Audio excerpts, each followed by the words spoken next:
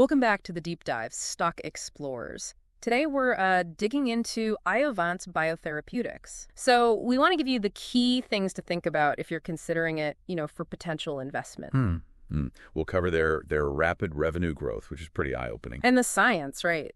This innovative TIL therapy they have. Absolutely. Amtagvi, we'll break that down. Yeah. Plus, look at their path to maybe profitability and the risks involved. Specifically, that risk of shareholder dilution. Always something to watch. Always. We'll try to keep it clear, accessible, but, give you the real substance. Okay, let's jump in. First up, that revenue growth. It's kind of staggering when you look at the numbers. It really is. So Q4 2024, their total product revenue was $73.7 million. $73.7 million, okay. And that breaks down into $48.7 million from their new therapy, Amtagvi. The TIL therapy. Right. And $25 million from Proleukin, which is an existing product but part of the regimen. Okay, so almost $74 million in Q4. How does that compare to, the year before? Well, that's where it gets dramatic. Q4 2023, the same quarter, total revenue was just $0.48 million. So less than $500,000. Wow. Okay, so $0.48 million to $73.7 million. That's explosive growth. Explosive is the word. It really shows the immediate impact of Amtagvi hitting the market. And what about the full year, 2024? Full year came in strong, too. $164.1 million total product revenue. Okay. $103.6 million of that was Amtagvi and $60.5 million Proleukin. And importantly, this hit the high end of their own guidance. So they met their own expectations, the optimistic ones. Exactly. And something you mentioned earlier, the way they recognize Amtagvi revenue, right. It's when the patient is actually infused. Right. So it's not just pharmacy stocking up or something, it's actual treatments happening. Precisely. It signals real early demand and adoption by doctors and patients, not just pipeline filling. That's a really important detail. And Proleukin still pulling its weight, too. Yeah, it's a necessary part of the Amtagvi treatment, so its sales are linked, contributing nicely. Okay, so the financial picture, at least on the revenue side, looks pretty dynamic. Let's talk about the product driving this Amtagvi. What exactly is this tumor-infiltrating lymphocyte therapy? Right, so Amtagvi, the drug name is lifileucel. It's a big deal because it's the first FDA-approved TIL therapy for a solid tumor. First for a solid tumor, that's key. We hear a lot about CAR-T, but that's mostly blood cancers, right? Mostly, yes. This is different. And the specific approval for Amtagvi... Who gets it? It's for adults with advanced melanoma, specifically those who've already been treated with a PD-1 inhibitor. That's a common immunotherapy. Like Keytruda or Opdivo? Exactly. And also, if their melanoma has a specific mutation, a BRAF mutation, they need to have tried a BRAF inhibitor too. So these are patients whose cancer has progressed despite standard therapies. So a tough spot for patients. They need new options. How does TIL therapy work in, simple terms? Okay, think of it like this. It's super personalized. Doctors take a piece of the patient's actual tumor. Okay. Inside that tumor are immune cells, lymphocytes, that are already trying, sort of, to fight the cancer. Those are the TILs. Tumor-infiltrating lymphocytes. Got it. Right. So they isolate those specific cells from the tumor sample. Then, in the lab, they give them a boost, stimulate them, make them multiply like crazy. You get billions of them. So you're basically creating a massive army of the patient's own tumor-specific immune cells. That's a great way to put it. Then, this expanded army of TILs is infused back into the patient. The idea is they're now numerous enough and active enough to effectively hunt down and kill the cancer cells throughout the body. Huh. It's like taking the body's own defense system and just amplifying it massively. What was the evidence for approval? The trial data must have been strong. It was. The key study, C144-01, showed an overall response rate that's ORR of about 31.5%. 31.5%? Is that good in this context? For advanced melanoma after other treatments failed? Yes, in this heavily pretreated population, that's considered clinically very meaningful. But what really stood out was the durability of the responses. Meaning the responses lasted. Exactly. At the follow-up point they reported, which was 18.6 months, the median duration of response hadn't even been reached. Wow. So for more than half the patients who responded, the response was still ongoing after a year and a half. Correct. And a significant number had responses lasting over 12 months. That kind of durability is potentially game-changing for these patients. Yeah, that offers some real hope where options were limited. It really does sound like it fills a gap. It absolutely does. A new mechanism for a population with high unmet need.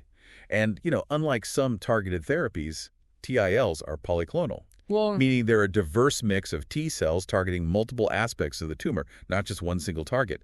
That diversity might lead to these more durable responses and potentially overcome resistance better than, say, single-target therapies. interesting. That makes sense. More ways to attack. Potentially, yes. And one other point, Iovance invested heavily in their own manufacturing facility, the ICTC.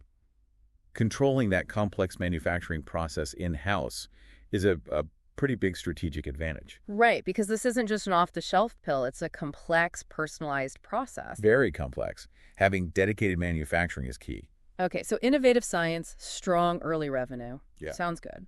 But let's talk brass tacks. Profitability. When does that happen? Because right now, they're losing money, right? Oh, yes. That's crucial. Despite the great revenue start, the bottom line is still red. Fiscal year 2024, they reported a net loss of $372.2 million. Oof. $372 million. That's substantial. Where's all that money going? Well, it's pretty typical for a company at this stage. Big chunks are R&D. They have other trials ongoing. Right, exploring TILs and other cancers. Exactly. Then there's the huge cost of the commercial launch for Amtagvi's sales force, marketing, all that.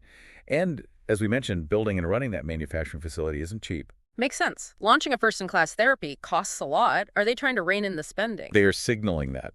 For fiscal 2025, they're guiding for a cash burn under $300 million.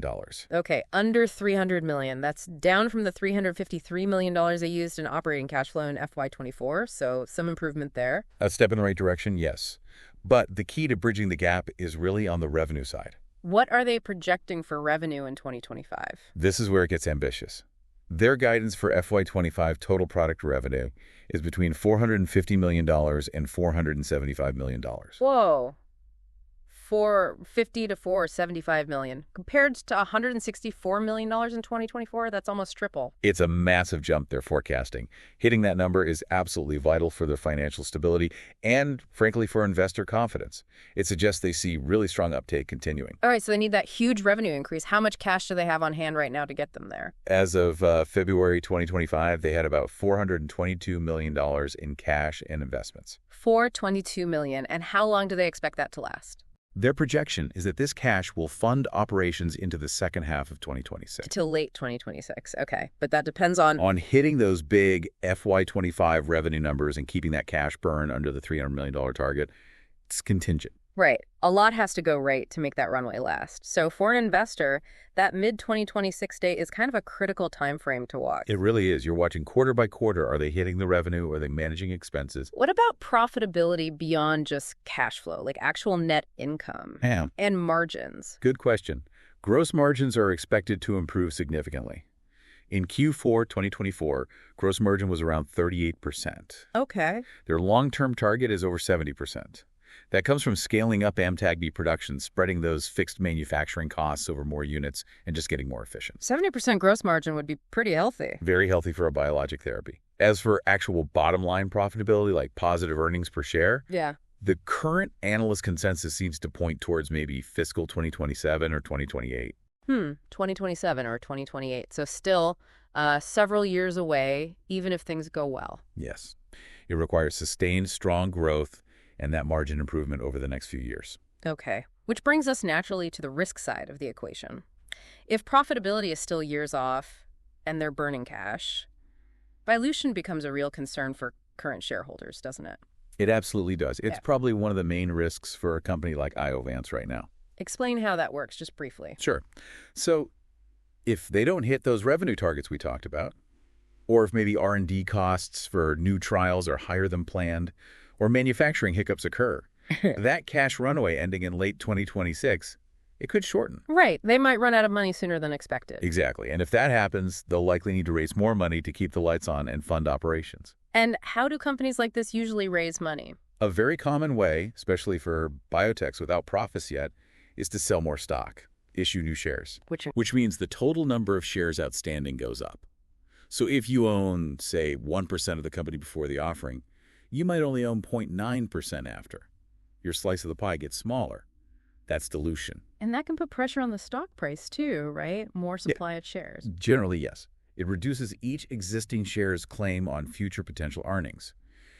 Given Iovance's history of losses and cash consumption, this risk is, inherent to the investment case right now. Are there other things that contribute to dilution? Well, standard practice is granting stock options to employees, especially when scaling up like they are.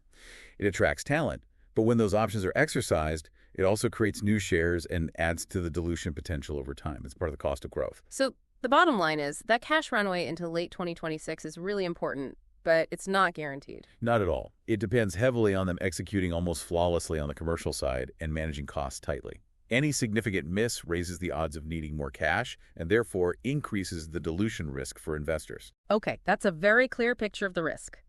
So let's try to wrap this up.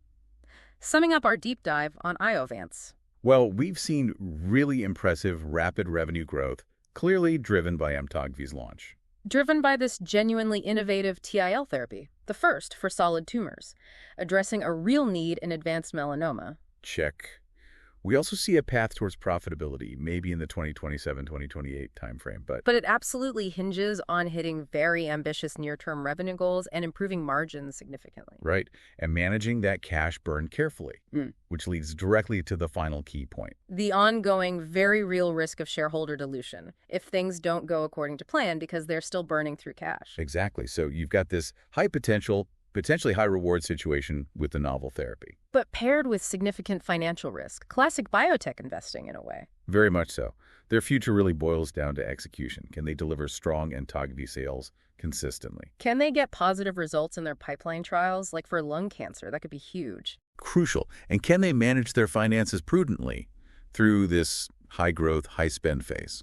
Lots of ifs, but certainly a company to watch closely. Definitely. And for you, the listener, remember, this sector moves fast. Keep tracking their quarterly results, clinical updates, any regulatory news. It's essential. Absolutely. So if you found this breakdown of Iovance helpful for your own research, please do subscribe to the deep dive. We explore companies like this regularly. Yeah, and if you learn something useful, give us a like. It helps others find the analysis. And hit that notification bell so you don't miss our next deep dive. Now, maybe one final thought to leave you with.